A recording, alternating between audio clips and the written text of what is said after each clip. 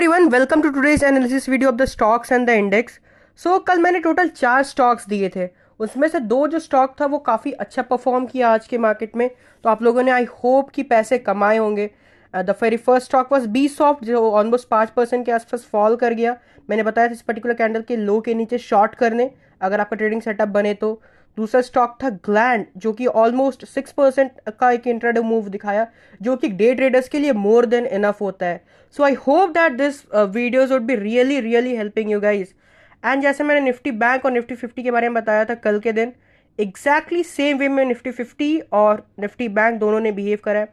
मैंने बोला था अनटिल अनलेस निफ्टी 50 अपना रेंज ब्रेक नहीं करता है तो आपको एक साइडवेज डे ही प्लान करना है। ऑलमोस्ट डे जब एंड हो रहा था अराउंड 3:30, तो यहाँ पे एक ब्रेकआउट के बाद क्लोजिंग दिखा है।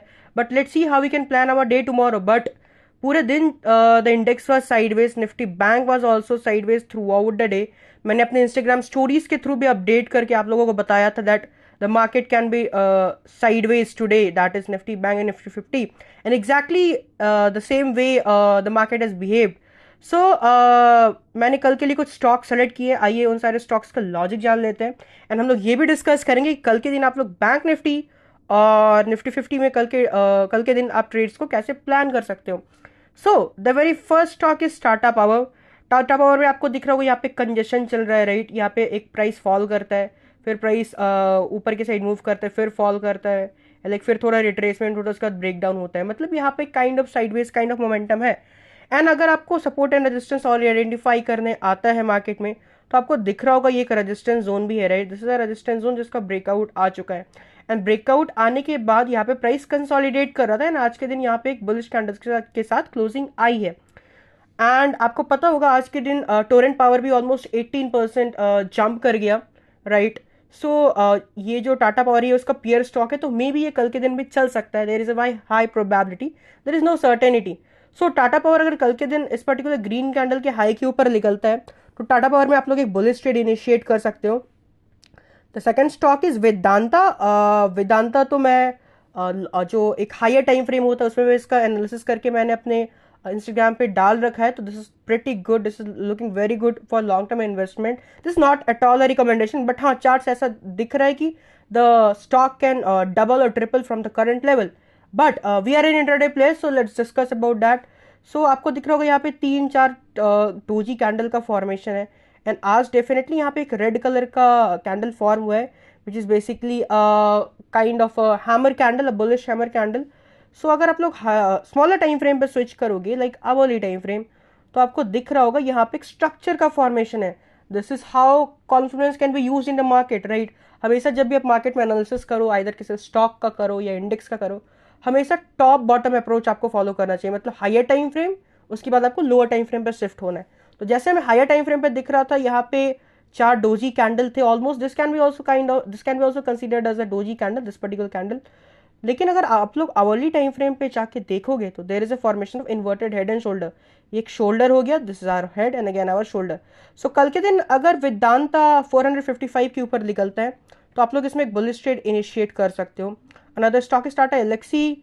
टाटा एलेक्सी में भी यहाँ पे एक बेस का ब्रेकडाउन है, and right this is looking like a fake breakdown, because breakdown के बाद यहाँ पे कंटिन्यूएशन नहीं है, रादर प्राइस यहाँ पे रिट्रेस कर रहा है।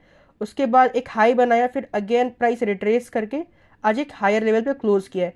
And the candle is also looking bullish. अगर आप स्मॉलर टाइम फ्रेम पे स्विच करो, like 30 minutes, let's see 30 minutes में क्या हो रहा, तो there is a kind of formation of a cup and handle kind of pattern, right. ये हमारा एक कप हो गया, and this can be considered as a handle. कल के दिन अगर टाटा एलेक्सी अगर 7,000 के ऊपर निकले या 6,990 के ऊपर निकले, तो आप लोग एक बुलिश ट्रेड इनिशिएट कर सकते हो टाटा एलेक्सी में। The fourth stock is V Guard. V Guard, let's switch to पहले daily time frame. Daily time frame में आपको दिख रहा होगा यहाँ पे एक शार्प सेलिंग आया, राइट। ऊपर के साइड से एक विक दिख रहा है, मतलब रिजेक्शन है। एंड उसके बाद प्राइस थोड़ा सा नीचे जाता है, उसके बाद प्राइस यहाँ पे पिछले ऑलमोस्ट 6-7 सेशन से कंसोलिडेट कर रहा है। एंड यहाँ पे आज एक इनसाइड कैंडल का फॉर्मेशन हुआ है, and this is also a bearish candle, this is an inverted hammer. And यहाँ पे लास्ट 3-4 दिनों से कंजेशन ही चल रहा है। कल के दिन अगर वी गार्ड इस पर्टिकुलर रेड कैंडल के बिलो निकलता है, दैट इज बिलो 470, और अगर आपका वहाँ पे ट्रेडिंग सेटअप फॉर्म होता है, then you can initiate your entries on this stock. Now let's discuss about the Nifty Bank and Nifty 50 की कल के दिन आप लोग प्लान कैसे कर सकते हो। तो निफ्टी 50 में पहले हम लोग हायर टाइम फ्रेम पर स्विच करते, डेली टाइम फ्रेम। आपको यहाँ पे दिख रहा होगा कल भी यहाँ पे एक डोजी कैंडल का फॉर्मेशन था, राइट, एंड आज भी काइंड ऑफ ये डोजी कैंडल ही है, ओके, या this is a neutral candle. तो 3 दिन से निफ्टी 50 में कंजेशन नहीं चल रहा है, मतलब ना निफ्टी ऊपर जा पा रहा है ना नीचे जा पा रहा है, एक टाइट रेंज में फंसा हुआ है।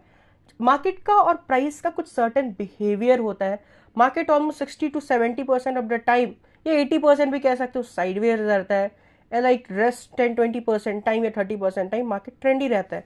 सो पिछले 3 सेशन से यहाँ पे साइडवेज काइंड ऑफ मोमेंटम है, मतलब यहाँ पे एक अभी ह्यूज अपसाइड मोमेंटम पेंडिंग है, मतलब यहाँ पे एक ह्यूज बुलिश मूव या बेरिश मूव आ सकता है। सो कल के दिन अपने डे को प्लान कैसे कर सकते हो? Nifty 50 already all time high के आसपास ट्रेड कर रहा है एंड 24,979, ओके, ये क्लोजिंग प्राइस है। लेकिन this is a psychological level, because 25,000 is the round number, right. 25,000 एक राउंड लेवल है, राउंड नंबर है निफ्टी 50 में। सो कल के दिन अगर निफ्टी 50 25,000 के ऊपर निकलता है और 1 घंटा सस्टेन करता है वहां पे, यानी तो कोई कुछ कंसोलिडेट करता है, उसके बाद अगर आपको कोई ब्रेकआउट का स्ट्रक्चर दिखता है निफ्टी 50 में, राइट, मतलब कुछ ऐसा स्ट्रक्चर होना चाहिए, मतलब प्राइस इस पर्टिकुलर हाई के ऊपर निकले, उसके बाद प्राइस थोड़ा सा कंसोलिडेट करे ऊपर के साइड में ही, उसके बाद कोई रेंज ब्रेकआउट हो, तो फिर आप वहां पे एंट्री बना सकते हो।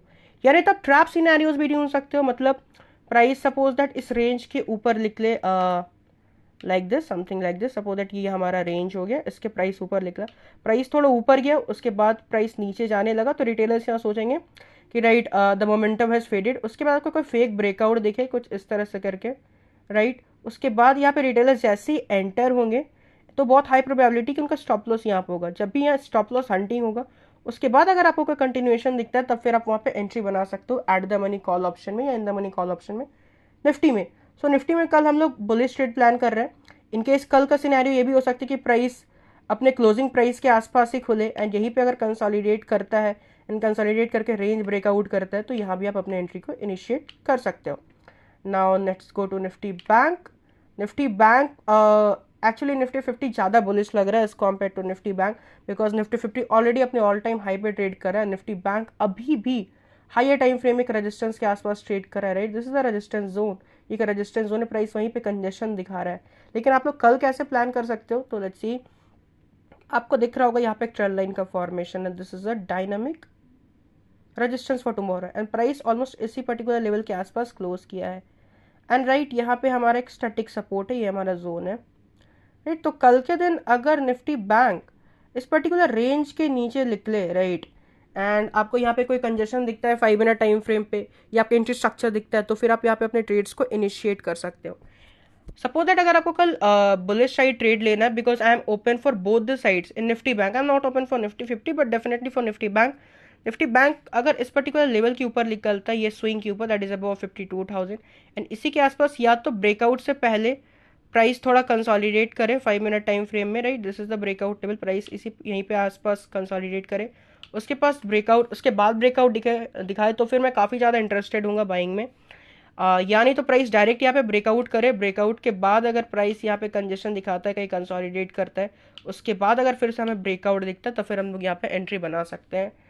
So for Nifty Bank, I'm both bullish and bearish for tomorrow, but for Nifty 50, I'm definitely bullish for tomorrow. But in case अगर प्राइस कल गैप डाउन खुलता है, राइट, इन केस प्राइस अगर इस पर्टिकुलर बेस के नीचे खुल गया निफ्टी 50 में, राइट, ऐसा हो सकता है कि कल के दिन मार्केट गैप डाउन खुले, तो उस सिनेरियो में क्या होगा, जो भी यहाँ पे बायर्स होंगे, राइट, जिनका कॉन्फिडेंस होगा कि भाई निफ्टी ऑल टाइम हाई पे है, यहाँ पे ऑलरेडी एक कंसोलिडेशन हो चुका है, कंसोलिडेशन के बाद ब्रेकआउट है, इन केस अगर मार्केट कल गैप डाउन खुलता है, तो वो लोग यहाँ पे ट्रैप हो जाएंगे। एंड अगर रिटेलर्स यहाँ पे ट्रैप होते हैं, जो कि यहाँ पे बाइंग पोजीशन लेके बैठे होंगे, तो बहुत अचानक से बहुत जोर का सेलिंग आएगा, क्योंकि उनके स्टॉप लॉस यहाँ पे रखे होंगे, तो स्टॉप लॉस उनका जब हिट होने लगेगा तो बहुत शार्प सेलिंग आएगा।